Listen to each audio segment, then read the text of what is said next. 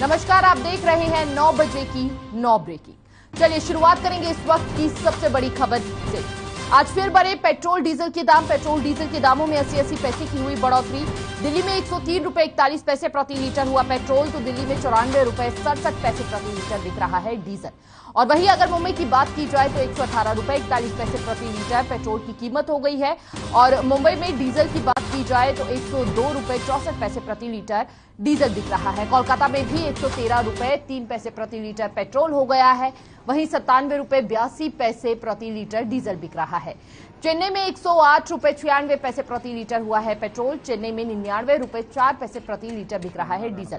तो अब डीजल भी शतक पार करता हुआ नजर आ रहा है। बेहद ही कम पैसों से, या मतलब मान लीजिए कि बेहद कम मात्रा से जो है बस रह गया है शतक पार करने में। चेन्नई की अगर बात की जाए तो 99 रुपए 4 पैसे प्रति लीटर डीजल हो चुका है। ऐसे में लगातार बढ़ोतरी देखी जा रही है। 13 दिनों में 11वीं बार पेट्रोल डीजल के दाम बढ़े हैं। तो ऐसे में लगातार बढ़ोतरी देखी जा रही है। 80 पैसे की बढ़ोतरी हुई है और ऐसे में आमजन को काफी परेशानियों का सामना करना पड़ रहा है।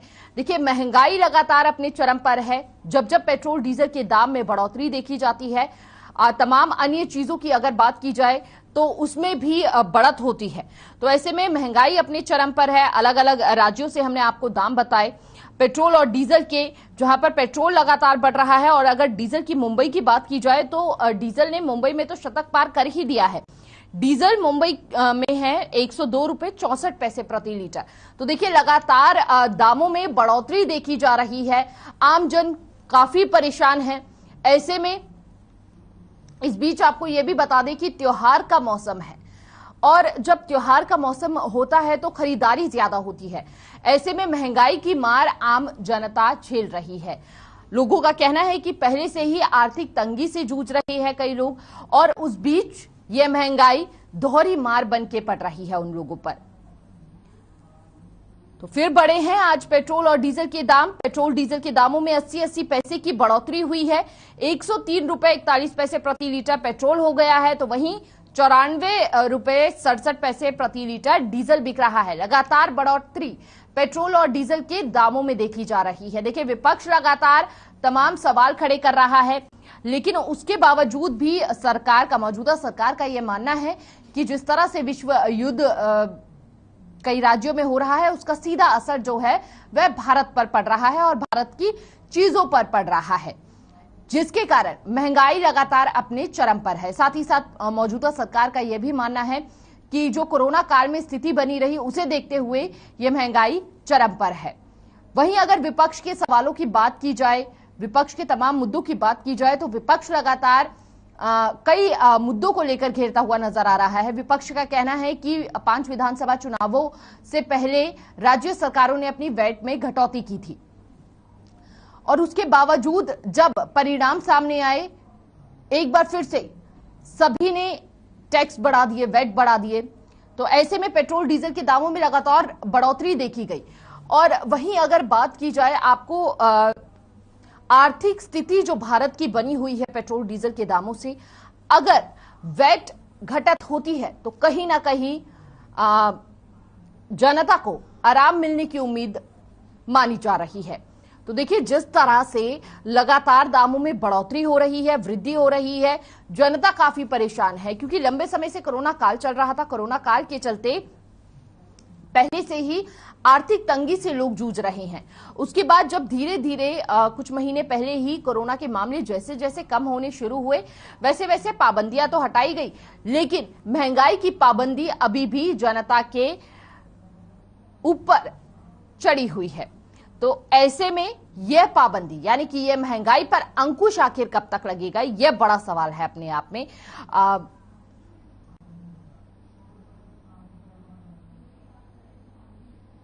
तो दामों में 80 पैसे की बढ़ोतरी हो रही है। आम जनता खासा परेशान है। तमाम चीजों पर महंगाई के दाम लगातार बढ़ रही है। खाने पीने से लेकर और अन्य चीजें हैं जिस पर महंगाई लगातार बढ़ती जा रही है। और इस विषय पे ज्यादा जानकारी के लिए हमारे साथ संवाददाता परमजीत पवार जुड़ चुके हैं। परमजीत, देखिए लगातार महंगाई बढ़ती जा रही है और आज एक बार फिर से 80-80 पैसे की बढ़ोतरी हुई है।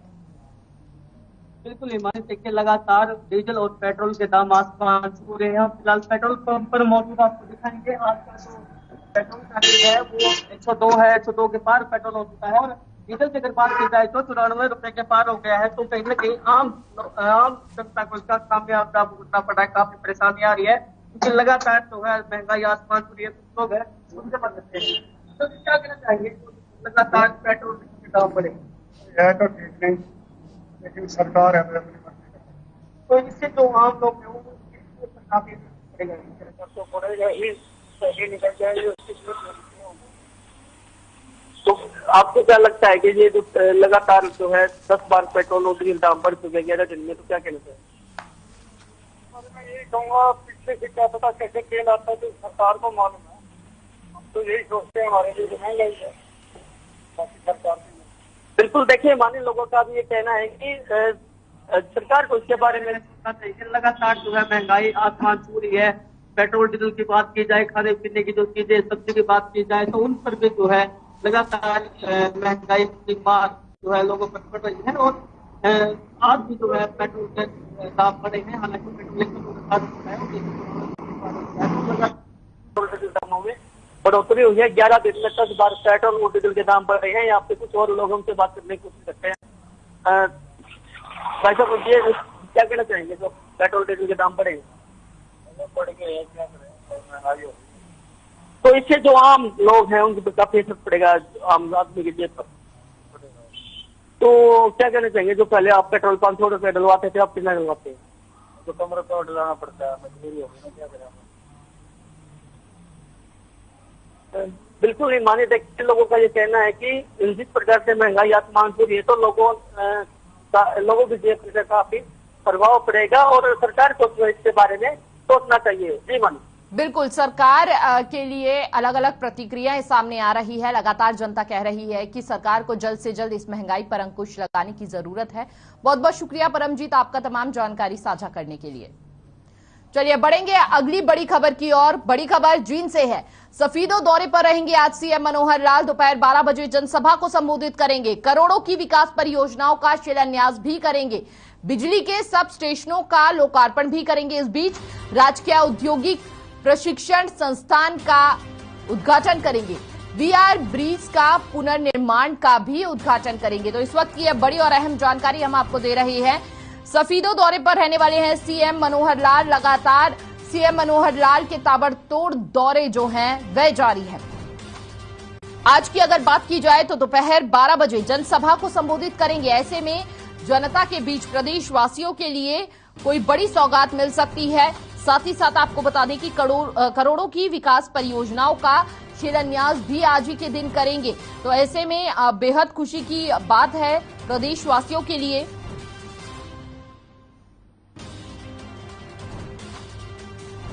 तो बिजली के सब स्टेशन का भी लोकार्पण करेंगे। साथ ही साथ राजकीय औद्योगिक प्रशिक्षण संस्थान का भी उद्घाटन करेंगे।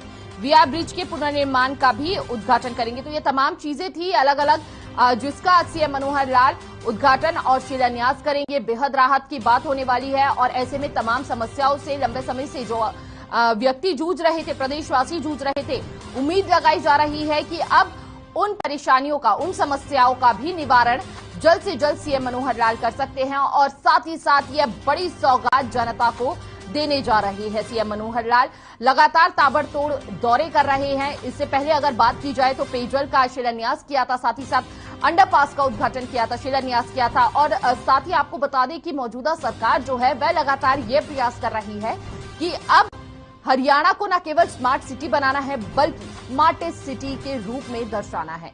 तो इस बीच सीएम मनोहर लाल लगातार प्रयास कर रहे हैं। जमीनी स्तर पर पहुंचकर खुद जनता के बीच जो है ये बड़े तोहफे देते हुए नजर आ रहे हैं। तो चलिए बढ़ेंगे अगली बड़ी खबर की ओर जो दिल्ली से है। दिल्ली में होगी हरियाणा कांग्रेस विधायक दल की बैठक। चंडीगढ़ के मुद्दे पर सोमवार को विधायक दल की बैठक होनी है। नेता प्रतिपक्ष भूपेंद्र हुड्डा करेंगे बैठक की अध्यक्षता। चंडीगढ़ पर पंजाब सरकार के प्रस्ताव पर होगी चर्चा।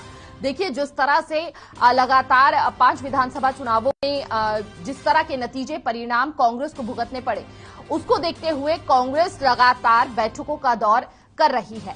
ऐसे में अगर कांग्रेस अध्यक्ष की बात की जाए, सर्वसर्वे की बात की जाए, वह लगातार उन बैठकों में बैठ रहे हैं। मंथन किया जा रहा है आखिर हार की क्या कुछ वजह रही है। पंजाब में लगातार जो थी कांग्रेस बेहद मजबूत रही है लंबे समय से, लेकिन जिस तरह की स्थिति बन रही है उसे देखते हुए कांग्रेस के ताबड़तोड़ दौरे लगातार जारी हैं। और ऐसे में अब जो आगामी चुनाव है 2024 की, अगर लोकसभा की चुनावों की बात की जाए, उसे देखते हुए कांग्रेस ये बैठक कर रही है और साथ ही साथ कहीं ना कहीं अपना अस्तित्व बचाने का प्रयास कांग्रेस लगातार कर रही है। लेकिन अब देखने वाली बात यह रहेगी कि इन बैठक में क्या कुछ निर्णय निकलकर सामने आता है। ऐसे में अंदरूनी कलह हमेशा से कांग्रेस के बीच में बड़ी वजह रही है। अब बैठकों का दौर जारी है। पंजाब के परिणाम का कहीं असर हरियाणा में भी ना देखने को मिले, उसे देखते हुए कांग्रेस जो है लगातार बैठक कर मंथन करने में लगी है। चलिए, अगली खबर चंडीगढ़ से है। इस वक्त की बड़ी खबर, 6 अप्रैल को हरियाणा कैबिनेट की होगी बैठक। शाम 5 बजे हरियाणा सचिवालय में होगी ये बैठक। बैठक में कई अहम मुद्दों पर चर्चा हो सकती है। तो इस वक्त की बड़ी और अहम जानकारी हम आपको दे रहे हैं। 6 अप्रैल को हरियाणा कैबिनेट की बैठक होगी। शाम 5 बजे हरियाणा सचिवालय में यह बैठक होनी है।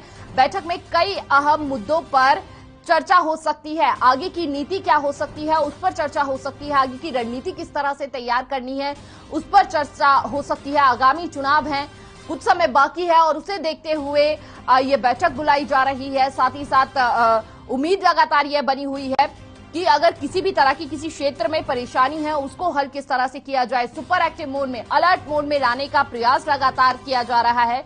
6 अप्रैल को हरियाणा कैबिनेट की बैठक होगी और ऐसे में यह भी माना जा रहा है कि लगातार मंथन किया जा सकता है कि जो तमाम जनप्रतिनिधि हैं उनके कार्य को देखते हुए कोई फैसला भी लिया जा सकता है।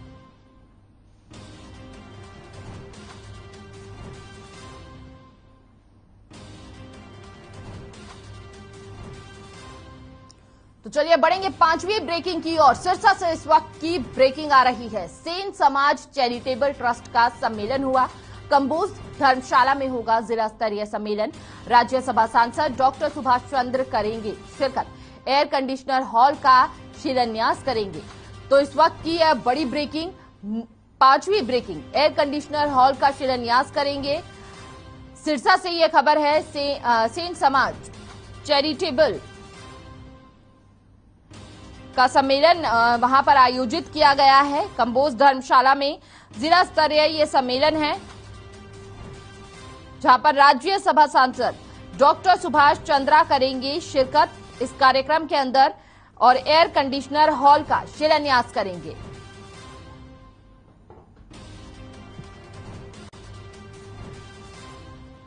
तो रुक करेंगे छठी ब्रेकिंग की ओर। चंडीगढ़ से आ रही है ओपी धनखड़। दोपहर 12 बजे करेंगे प्रेस कॉन्फ्रेंस। चंडीगढ़ के मुद्दे पर कर सकते हैं प्रेस कॉन्फ्रेंस। बीजेपी प्रदेश अध्यक्ष ओपी धनखड़ हैं और ऐसे में ये अपने आप में बेहद अहम प्रेस कॉन्फ्रेंस मानी जा रही है। उम्मीद लगाई जा रही है कि कुछ बड़ा ऐलान किया जा सकता है और बीजेपी प्रदेश अध्यक्ष ओपी धनखड़ आज प्रेस कॉन्फ्रेंस करने जा रही है। 12 बजे प्रेस कॉन्फ्रेंस करेंगे। वह चंडीगढ़ के मुद्दों पर कर सकते हैं प्रेस कॉन्फ्रेंस। तो इस बीच विपक्ष पर, तमाम पार्टियों पर, तमाम अन्य पार्टियों के जवाब देते हुए भी नजर आ सकते हैं।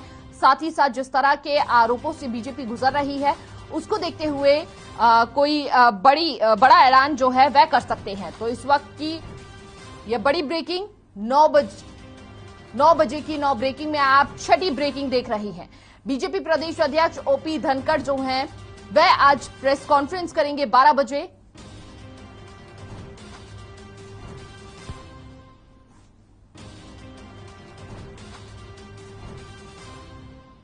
तो चलिए 7वीं ब्रेकिंग की ओर रुख करेंगे। चंडीगढ़ से 7वीं ब्रेकिंग है। एक्शन में पंजाब के सीएम भगवंत मान नजर आ रही है।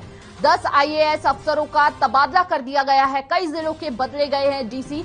पंजाब सरकार ने अभी कई आईएएस अफसरों का तबादला कर दिया है। इसमें कई डिप्टी कमिश्नर शामिल हैं। अमृतसर, पठानकोट समेत कई जिलों के डीसी का तबादला हुआ है। साथ ही होशियारपुर के एडिशनल डिप्टी कमिश्नर को मुख्यमंत्री का एडिशनल प्रिंसिपल सेक्रेटरी लगाया गया है।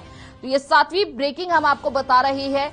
कई जिलों के डीसी भी बदले गए हैं और ऐसे में सुपर एक्टिव मोड में नजर आ रहे हैं, एक्शन मोड में नजर आ रहे हैं पंजाब के सीएम भगवंत मान। जैसे ही सत्ता पर बैठे उन्होंने कई बड़े फैसले लिए और उनमें से एक फैसला ये भी था कि 10 आईएएस अफसरों का तबादला कर दिया गया है। साथ ही कई जिलों के डीसी भी बदले हैं उनके किए गए कार्यों को देखते हुए और साथ ही साथ कई क्षेत्रों में जिस तरह की व्यवस्था ठीक ना होने के चलते ये बड़ा फैसला लिया गया है भगवंत मान द्वारा। पंजाब सरकार ने अभी अभी कई आईएएस अफसरों का तबादला कर दिया है। इसमें कई डिप्टी कमिश्नर भी शामिल हैं। क्षेत्रों में किए गए कार्य और साथ ही साथ किस तरह का कार्य जो है ये अधिकारियों का रहा है उसे देखते हुए तबादला किया गया है। और इस बीच आपको ये भी बता दें कि कई ऐसे क्षेत्र थे जहां पर क्राइम का ग्राफ लगातार बढ़ रहा था, तमाम चीजें जो थी वह बढ़ती हुई नजर आ रही थी, उसे देखते हुए तबादला किया गया ताकि उन क्षेत्रों का विकास भी हो सके।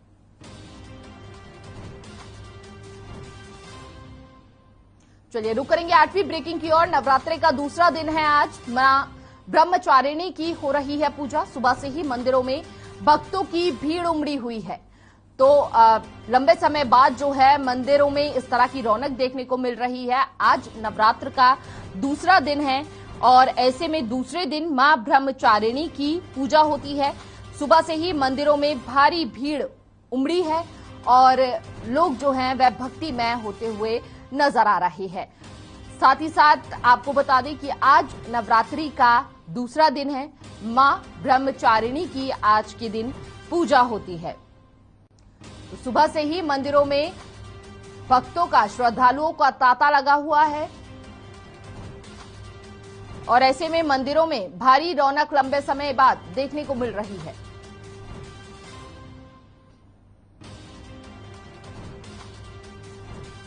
तो चलिए आखिरी और 9वीं ब्रेकिंग की ओर रुख करेंगे। देश में दिखा है माहे रमजान का चांद।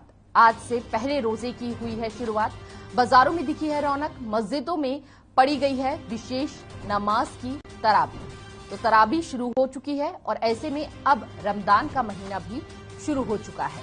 देश में दिखा है माहे रमजान का चांद और आज से पहले रोजे की शुरुआत हो चुकी है। बेहद खास दिन है। बाजारों में काफी रौनक देखने को मिल रही है। मस्जिदों में भी तरावी की नमाज पढ़ ली गई है और साथ ही लोगों में काफी उत्साह देखा जा रहा है। धीरे धीरे जिस तरह से मस्जिदों में भी तमाम पाबंदियां कोरोना काल पर लगी हुई थी वह अब धीरे धीरे पाबंदियां हट चुकी है, जिसके चलते अब तरावी जो है वह मस्जिद में जाके लोग पढ़ पा रहे हैं। अगर इससे पहले की बात की जाए तो लोगों को मजबूरन जो है वह घर पर अपनी तमाम जो भी नमाज होती थी वह पढ़नी पड़ती थी।